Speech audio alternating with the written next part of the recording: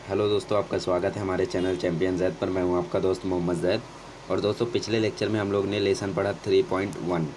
आज हम लोग पढ़ने वाले हैं the night I met Einstein, that is 3.2। बहुत ही बढ़िया चैप्टर है दोस्तों। आइए पढ़ते हैं स्टोरी की तरह। आइए।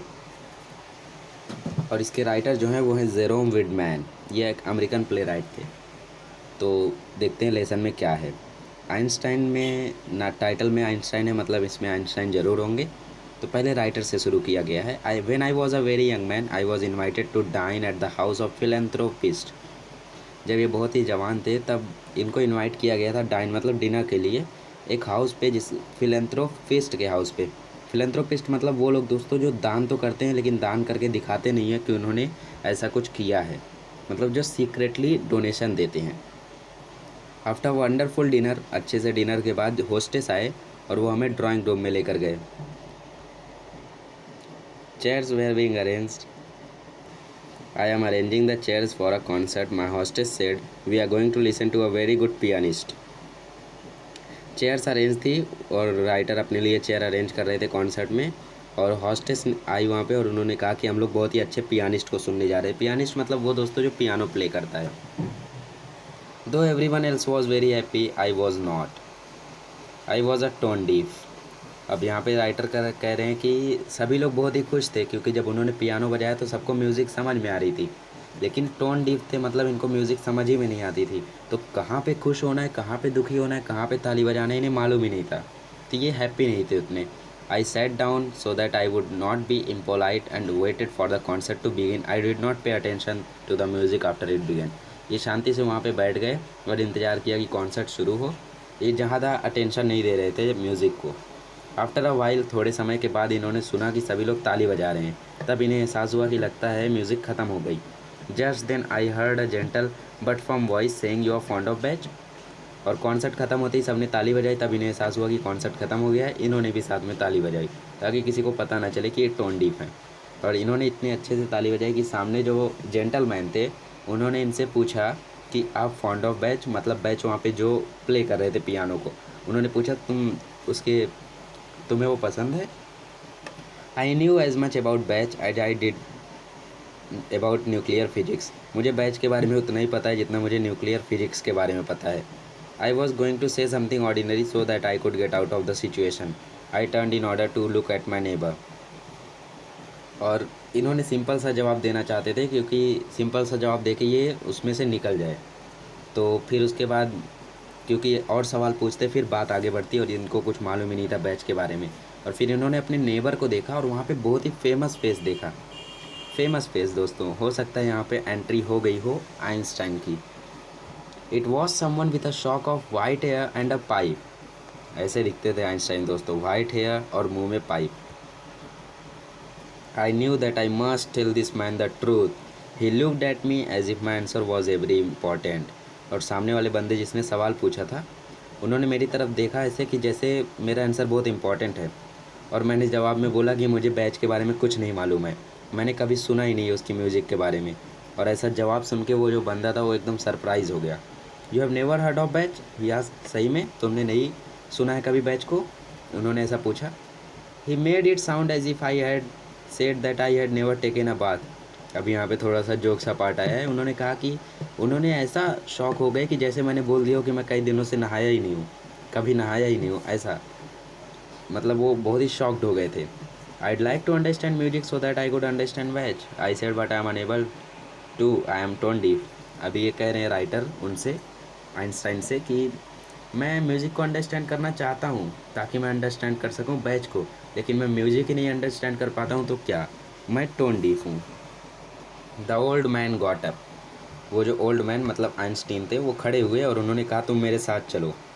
तुम मेरे साथ चलोगे, उन्होंने पूछा। I just remain seated. मैं वहाँ पे धीरे से बैठा रहा, मैंने कुछ रिप्लाई नहीं किया। अभी वो बंदा रिक्वेस्ट कर रहा है, I am requesting you to come with me, he said again. अभी वो रिक्वेस्ट कर रहे हैं कि तुम प्लीज़ मेरे साथ आओ। तभी मैं उठकर उनके साथ चला गया। आखिर वो आइंस्टीन थे, मैं मना कैसे करता।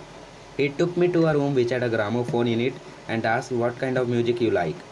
अभी वो वहाँ पर मुझे लेकर गए जहाँ पे ग्रामोफोन रखा हुआ था और उन्होंने कहा कौन सा म्यूजिक तुम्हें पसंद है, तुम बताओ, पूछा उन्होंने। Well I answered I like song which have words and the kind of music where I can follow the tunes.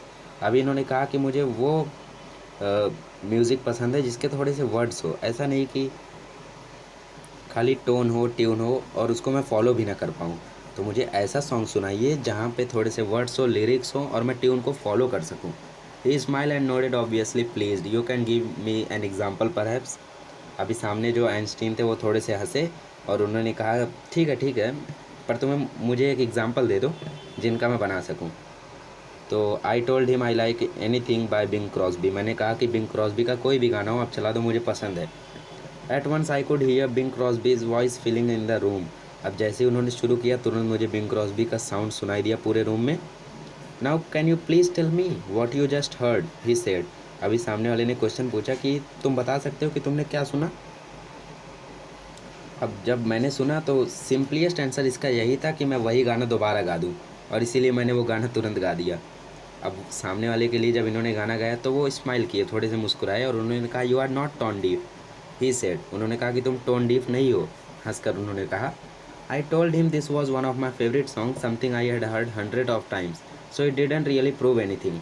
उन्होंने कहा कि मैंने इसे बहुत बार सुना है तो इसीलिए मैंने इसको आसानी से गा दिया। तब आइंस्टाइन ने कहा नॉनसेंस, गुस्सा हो गए वो, इट प्रूव्स एवरीथिंग, ये सब कुछ साबित करता है। Do you remember your first arithmetic lesson in school, तुम्हें याद है जब तुमने पहली बार अरिथमेटिक लेसन सीखा था स्कूल में, अलजेब्रा सीखा था। Suppose at your very first contact with the numbers your teacher had ordered you to work out a problem in say long division of fraction, could you have done it.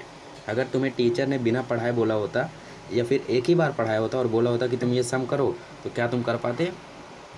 तो यहाँ पे writer reply करें no of course not, नहीं कर पाता मैं। Exactly, Einstein बोल रहे कि exactly it's like learning math, एकदम सही, ये मैथ की तरह है दोस्तों। मतलब उन्होंने कहा कि जैसे मैथ हम लोग कई बार प्रैक्टिस करते हैं तो सीख जाते हैं, वैसे ही टोन होता है, टोन को अगर हम लोग कई बार समझेंगे तो सीख जाएंगे। You have to learn addition and subtraction in order to do multiplication and division, now I am playing something a little more advanced. अब ये कह रहे हैं कि तुम्हें एडिशन और सब्ट्रैक्शन सीखना होगा, उसी के बाद तो तुम मल्टीप्लिकेशन और डिवीज़न कर पाओगे। अब मैं थोड़ा सा एडवांस प्ले करता हूँ, क्योंकि दोस्तों डिवीज़न में हम लोग को माइनस करना होता है, मल्टीप्लाई में मल्टीप्लाई करने के बाद प्लस करना होता है, तो एडिशन और सब्ट्रैक्शन के बिना ये सब तो आएगा ही नहीं। तो वैसे ही उन्होंने कहा कि तुम्हें पहले लिटिल से शुरू करना चाहिए, उसके बाद थोड़ा एडवांस ले जाता हूँ। तो अभी थोड़ा सा लिटिल मोर एडवांस जा रहे हैं ये। अब इसके बाद इन्होंने जॉन मैककॉर्मक का गाना लगाया, ट्रम्पीटर ट्रम्पीटर गाना लगाया और इन्होंने कहा इसे दोबारा गाओ। आइंस्टाइन ने राइटर से कहा and we went on from level to higher level until he was playing just music without word. I was amazed that this great man was paying complete attention to me so that I could learn something new. अब धीरे से level वो बढ़ाते गए, Einstein नए नए singers का गाना लगाते गए और वो इतनी शिद्दत से सिखा रहे थे कि उन्हें देखकर बहुत ही खुशी हुई राइटर को कि ये बंदा मुझे सिखाने के लिए कितनी कोशिश कर रहा है, पूरा अटेंशन पे कर रहा है ताकि मैं कुछ नया सीख सकूं।